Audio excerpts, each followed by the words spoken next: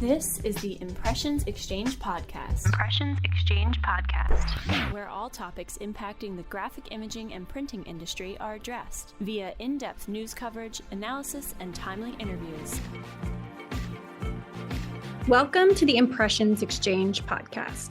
We're back for another episode on artificial intelligence, just in time for the 2-year anniversary of ChatGPT, which is on November 30th.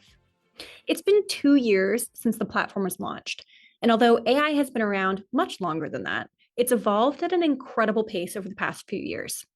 Today, my guest is AI expert Steve Metcalf, co-founder and CEO of Imagine AI Live. We chat about what AI is, why it's so misunderstood, how it's evolved, things to avoid, and what to be cautious of. Steve also offers some useful tips, tricks, and advice, and stresses the importance of prompting. If you want ideas on how to start using AI in your day-to-day business management, or if you're looking for a sneak peek at how the next 5 to 10 years might look for AI development, stay tuned. So Steve, thank you so much for joining me on the Impressions Xchange podcast. Thanks. It's great to be here.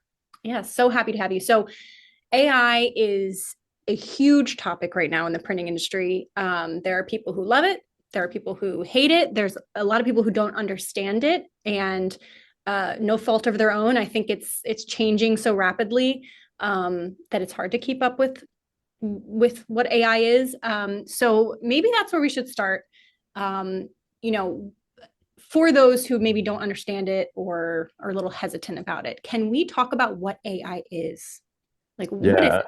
Yeah, absolutely. And I think it's important to kind of put it in a slightly bigger historical context. So AI has been around for a long time. It just didn't become useful until about 2 years ago. And so a lot of people have heard about AI, there's been this drumbeat.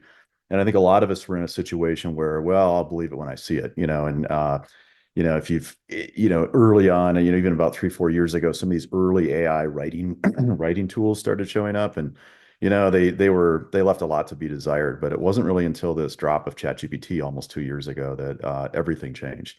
And so right now, I think it immediately evoked all these emotions that people have had about the fear of artificial intelligence. Are we gonna see a Terminator-like scenario, right? Robots, yeah, exactly. And how far are we? And you've had a lot of people that have made careers out of predicting sort of the negative downfall of humanity through the unleashing of artificial intelligence, and then as it gets smarter, what they call AGI, and then super intelligence, and all this other stuff you hear about. And I think the reality is that so much has changed. It's really, I view it more as this is the most useful thing we could be working with right now.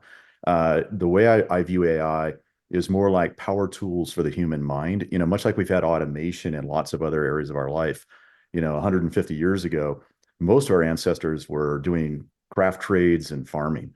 And if you think about the percentage of the population that does farming these days, it's like less than 3%, I think, if you look at the numbers, at least in the westernized part of the world. So why is that? Because it all went to automation, giant power tools, that are farming for us. The automation in factories, so it's not all human labor, laborious process anymore. Most of it's been automated when it can be automated. And I think what's happening now is AI gives us this ability to automate the cognitive process. So it's the cognition, the thinking process, the stuff that makes your head spin sometimes. So that's really the opportunity. And the way I frame it, or sort of have been thinking about it, is mostly these are the new power tools. These are the new automation tools for the mind. And if we're smart about it, we'll find ways to implement them, deploy them in the most creative ways possible, where literally you can summon intelligence for as little as $20 a month now. Now that, if you're leading a company, or you're a solo entrepreneur, or whatever you're doing, that's a very, very powerful thing when you understand how to work with these tools. Right. And you mentioned a couple of things that are really interesting. I've definitely I've seen a lot of sci-fi movies, so I get the concern of the robots are going to take over and artificial intelligence. But there's also there, as you mentioned, the automation factor, which has been in our industry a great step in the right direction because it helps address some of the labor challenges that we've had, and filling jobs on the shop floor. But is there also, do you think part of maybe the hesitancy with AI also comes from, am I going to lose my job? Is all of the work in this particular field going to be outsourced to robots and AI? And we're going to no longer have those jobs. Is that part of that kind of fear? I think it's every technological transition or major transition is going to have some of that fear. When I first, believe it or not, when I first started my career, there were still typing pools in companies that,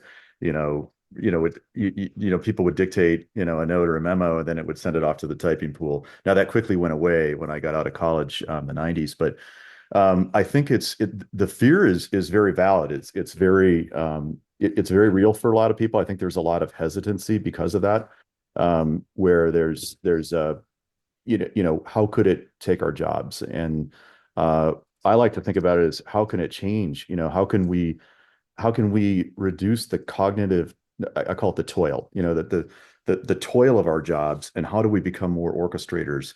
Mm-hmm. And so that's one way to think about it. So this is actually going to allow us to be more productive, be more creative, which if you really think about human nature, I think a lot of us yearn to be creative, whether we're creating, business opportunities or creative output or, productive output. Not too many of us are just kind of let's just move this thing over here all day long and read. And a lot of knowledge work has been that way. It's been copying and pasting and cutting and, working with spreadsheets and putting presentations together. And there's all these things that just take a lot of time. And if you could compress that and get some tools, AI powered tools to help you with those processes faster, you'll be a lot more productive. So I think it's a really a golden age to be liberated from, kind of some of these, think of them as like shackles that we've been under, cognitive shackles that are out there.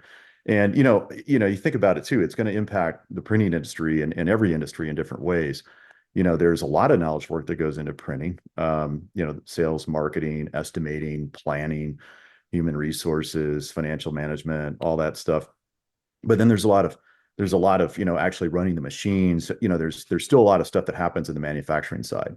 And the robots are coming too, but they're not quite ready for prime time. And the biggest thing I've heard from printers, in the last 5-10 years has been the labor shortage issue. So Right. If anything, AI can help us address that labor shortage issue. Maybe instead of going out and hiring 2 or 3 new people to do estimating, we could leverage what we've got already with an AI powered estimating bot or something like that. So there's different ways of addressing it. Maybe learning how to run machines gets easier because we can train operators faster. And that's been one of the biggest challenges is onboarding operators. And then, they only stay around for a year. It's not like the old days where they stayed with you for 30 years. Right, forever. For Yeah. churn, it can help with the churn now. And so there's so many ways you can explore sort of the power of AI to sort of not, I still think the concern is there.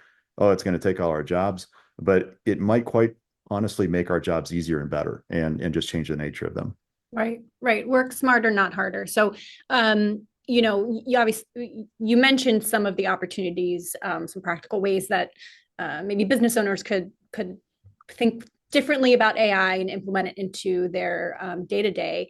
But, from maybe the creative output side of things, if I was a business owner, what are some easy ways to just start kind of experimenting with AI in my day-to-day, with content creation? Like, what would you suggest?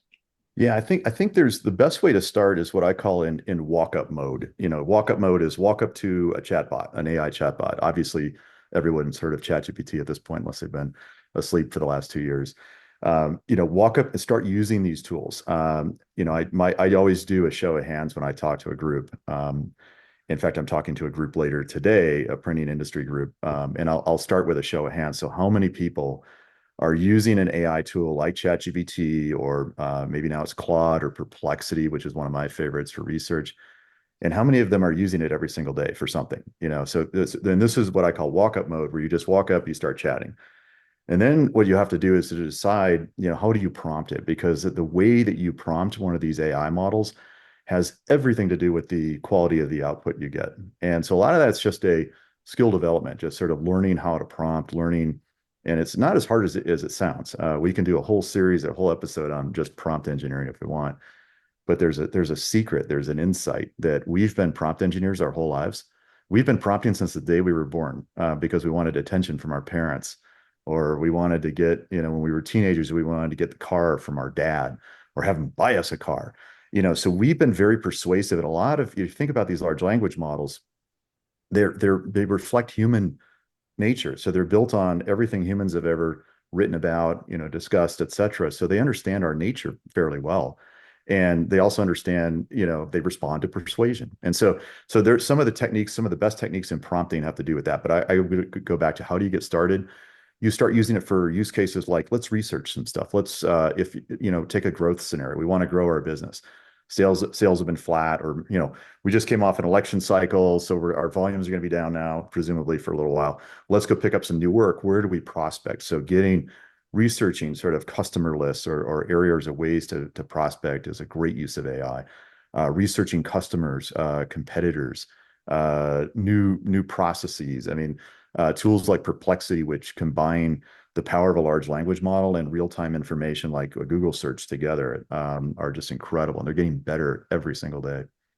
Yeah, I actually just used Perplexity for the first time last week to do a little bit of research. And oh man, it is, for me, it's a game changer as a journalist, just because, I spend time when I'm looking stuff up for an article or something I'm working on and needing to like go through all the sources myself. But then when it brings it all together in one place, and I can actually go through and click on the sources that it's provided, but it in a very comprehensive, succinct way, I can get the information that I need. It is. Yeah, they call it an answer machine. And if you contrast it with Google is here's the top links, now you got a page through, so even the amount of time to research or discover something just gets compressed. And, we do have to still be cognizant of that with Perplexity. They might be missing a source, or they might, there may be something else. So prompting and sort of, are we sure? Is there anything else we can check? You still have to kind of lead these models a little bit, but they're so powerful, and they're getting better and better all the time. I started using Perplexity a good year and a half ago, and what they've added to it since then, just the chain of thought reasoning technique. So it's literally like having a research assistant next to you, and you turn to them and you say, hey, I need to go research this topic, and I need you to come back with a table with results in it, with citations. And then it goes off and it may churn for a minute or so, and it'll come back with, a pretty good answer, and it's going to continue to get better. Yeah, that's great. So you mentioned ChatGPT really has only been around for 2 years this month, right? So how has it evolved since it launched in November of 2022? Yeah, I think it's absolutely just to sit back and take it all in. 2 years ago, we got this ability. If you could get in, it was November 30th of 2022. And when it dropped, and it made a lot of, it got a lot of news right away. And most people were locked out. Most people were on a waiting list to get access to this thing. So I think for most of it was like first week of December when we got access, if we got in. And everybody, I think, has their first magic moment with an AI. And for me, it was literally having it write a story. Like, my daughter, my college age daughter, and I were hanging. I said, you got to check this out. And we had it write a story. She goes, Dad, have it write a story about coffee in the style of Stephen King. We were just rolling on the floor laughing about how good it was. And so that first magic moment is, wow, this thing can write, it understands writing, and it sounds like it can write perfect grammar, perfect, everything is structured correctly. And so I think everybody, was looking at that, and then sort of, you go into the beginning part of 2023, and people were using it to help write emails. They were using it to, write stories and all kinds of things. And I think that was really the first big step. And then people began to discover, oh, it's really good at understanding unstructured data. For example, you could take the contents of a spreadsheet and just dump it in there, and it'll go back and give you insights and rank things and sort things. And, I think that was sort of, so today, so 2 years into this, the level at which this has grown. And I like to use the analogy, there's something like, because it's growing exponentially, the power of these language models, they're training themselves now. So it's growing exponentially. You can use, almost the analogy of a dog year, right? So, one dog year but one human year is equal to 7 dog years. The way I like to describe AI is that 1 month of AI is like 1 year of a normal tech cycle. So we're 2 years into this. So it feels like it could be almost 20 years, since the beginning of it. And that's really, really powerful. And now what's happening is that all the tools that are coming in together, all the sort of the techniques that are being wrapped around this. So you can build an AI chatbot instead of going into walk-up mode, you can put it on an automation mode. You can literally have it, hey, I need you to do this thing every day or every time I hit a button. And it's just going to go out and process that. Maybe it's your maybe it's optimizing your job schedule every day. So now you put these things on autopilot, and there's a whole crop of tool sets and stacks that are coming together that make that possible now, that are leveraging sort of the intelligence inherent in a language model. And that's what we're looking into now. You hear a lot of people talk about agentic workflows, literally summoning a series of agents to do things for you. Instead of having just one chat assistant, you're stringing together multiple chat assistants now, and each one may have a slightly different persona or role. One might be a creative AI, one might be a logical thinking AI, and it kind of reflects humans. You think about in every company, you've got your creative people, you've got your sales people, you've got your ops people, you've got your thinkers, you got the people doing your accounting. They are very interested in numbers and balancing things.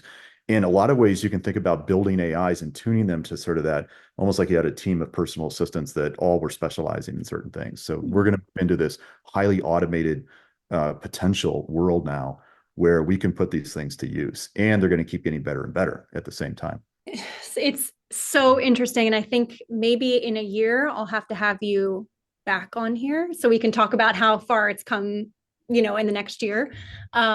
So I have to read that coffee story. One, because I love coffee, but also because Stephen King's my favorite author. So have to read that. And since we're on a scary topic, Stephen King scary, maybe we should talk about some concerns, some things that we should be aware of. So obviously, if you're a business owner, you shouldn't be throwing all of your customer data into ChatGPT to generate something that, might be common sense. But what are some other things that we should be avoiding or things to be aware of when you're using AI? Yeah, so I think that let's start with that one, because I think it's very important for everybody to understand that. So most people that work for companies are getting ahead, they're getting out over their skis, to use a Colorado term, because typically IT departments and the tech part of a company isn't providing them sort of a company. Now this is happening now, but you go back in the last 24 months, people were going out and using ChatGPT on just walk-up mode, with their own accounts. And the first thing to be aware of is, don't put sensitive data into these things.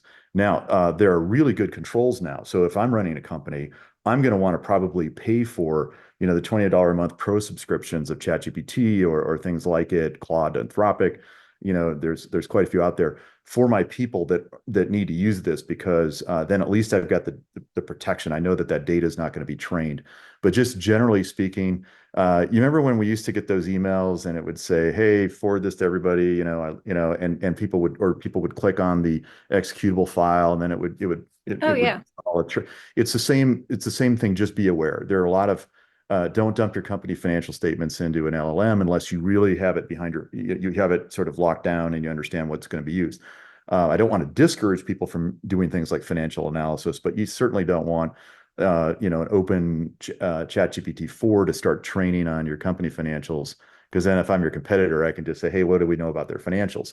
And it might start showing up in the data. So those are kind of the basic things, I think. But in general, the other thing I think that you run into a lot is LLMs, large language models, hallucinate a lot still, and so they can tend to make up an answer when the answer is not factual. And so just being aware as you prompt, and if it looks too good to be true, quite often it might be. And one of the best ways to corroborate a response from an LLM is take what ChatGPT says and go over to Google Gemini, for example, or go over to Perplexity and cross-check it, or vice versa.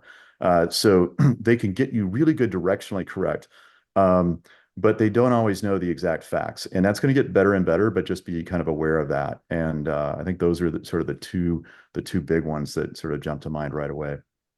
That's such great advice. And also, thank you for bringing in a few different examples of some AI that people can use, because as you said, most people are aware of ChatGPT, but might not be aware of Perplexity or, Gemini or something. So thank you for all of the great advice here. So Obviously in the past few years, it's really evolved, but how do you foresee AI changing our everyday lives or businesses, maybe in the next 5 years or 10 years? I know we don't have a crystal ball, but, what do you see as the future of AI?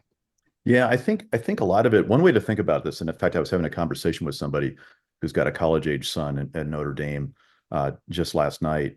And her son is in a computer science field, but think of most of the college students that are in school today or in high school. They're growing up as what I call AI native people. They are already out there, faster than their professors can keep track of it. They're leveraging large language models, and they're falling into all the traps. They're using these. They are using them to augment their own productivity and their own learning, much like, we were using calculators, and people had to get comfortable with that. And then we had to get comfortable with word processors and things like that. So I think a lot of it is people are going to become, I think in 5 to 10 years, if not sooner, most of us will be just AI native by default, much like you reach for your phone, probably, several times an hour for something. We'll be reaching for an AI either in walk-up mode or it'll be in automation mode at some point for everything. And there's this sort of transition period that we're all going to go through, which is it feels a little odd or uncomfortable. We don't have the muscle memory or wiring to just do this. And then as we learn that this gets so much easier, all these things we talked about, you can compress cognition down to this automated thing, so you can spend more time being creative on your business or being creative with your customers, and less time in the drudgery of copy pasting and, doing spreadsheets and PowerPoints and all these things that a lot of us kind of get stuck in. And so I think that's really going to be the first wave of change, is just letting people become more AI native in their sort of roles and not looking at it as, I think people still run into this, oh, you used AI to write that. Well, of course we used AI. It'd be like saying you used a word processor to type that up. Well, of course we use a word processor to type that up. You used a spreadsheet. Well, of course I used a spreadsheet. I don't want to have to pull out a calculator. So I think that just getting over that is going to be the first wave. And then realizing that all these AI tools are not all equal. Good example. So Microsoft has Copilot. Copilot is actually ChatGPT under the hood, and there's going to be some changes that are going to be coming. And a lot of people, I think, have this sort of, especially larger companies, they're waiting for Microsoft to tell them what to do, or, Google or whatever. But if you go up to a Copilot, Microsoft, and this is nothing against Microsoft, they put a very strict limit on how much you can prompt these, because there's a cost to infer, there's a cost of inference. And some of these large language models, the less you can prompt, the less output you get. The best of them are already 2 million tokens, which is tokens similar to a word, which is like, 8,000 pages of a novel in one prompt. And so you can think about them as, do I want to reach for a lawnmower engine because I'm just going to, or I'm just going to, mow the front yard, or am I going to get into a 700 horsepower Corvette or Tesla 1,000 horsepower Tesla Model S Plaid because I want to go really fast on the highway? And you can think of context window differences in large language models, reasoning differences as sort of different vehicles for different things. And then I think, so the big task ahead of us is figuring out what tool do we reach for what scenario. Copilot might be great to help me figure out a formula in an Excel sheet, but it's not going to summarize a 1-hour meeting transcript. But if you want a great summary, you go to Google Gemini Pro, which is 2 million tokens, or you go to Claude Sonnet 3.5, which is, 200,000 tokens. Now you can really get good with this model because it can understand everything. So just understanding and appreciating the differences of the AIs, because they're not all made the same at all. And decidedly, they're governed in many cases because they don't, Microsoft certainly doesn't want to charge you $30 a month, and then you end up using a lot more compute than they're making. So there's a lot of other things that are happening around that too. Great, thank you. Before we close out here, Printing United Alliance, we've done some research, some AI research. So I know that's one resource that is specific to the printing industry, but what resources are out there if someone wants to learn more about the science of prompting, or they want to learn what options are out there for AI? Well, as you can imagine, I'm going to tell you, that's a perfect question for Perplexity. So first of all, go to perplexity.ai and ask it what are the top resources to learn how to do prompt engineering. And so quite literally, there are thousands and thousands of resources now. And it's almost like, there's this risk of having AI ADHD. Where do you go, right? But using AI to help you navigate AI. In fact, one of the greatest hacks with AI is you don't even need to go to a course. You can have a chat session with ChatGPT or Claude or one of these other ones and say, hey, help me understand how to be better at prompting. In fact, one of the techniques I use a lot is, here's what I want to prompt you to do. How do I ask you this in the right way so you give me a better result? And you would not believe the AI it lights up and it says, oh, here's a better way to ask for that. And it'll give you the prompt. It'll give you a structure for the prompt. So you can use AI to actually make AI better in just walk-up mode. And becoming really good at prompting, that's a whole other topic that to get the most out of AI automation, AI agents, it's going to have a lot to do with how sophisticated we can make the prompting. But in general, the general sense, just in the walk-up mode, just go out and, and ask it to give you some help. But there are plenty of resources. Google's got free resources. There's a lot of them out there. Awesome. Thank you so much, Steve. This has been incredibly informative. I knew a little bit about AI before this conversation, but this just totally opened my mind, and I'm sure the audience is going to find it very valuable. So thank you so much. And I'm probably going to reach out to you in a year from now so we can do a little follow-up and see how far it's come. That'll feel like 10 years from now. I know. Yeah. So thank you so much. I really appreciate it, Ashley. Thanks a lot. I want to thank Steve for joining me on the podcast today, and I want to thank you, all of our listeners. Stay tuned for the next episode of the Impressions Xchange podcast.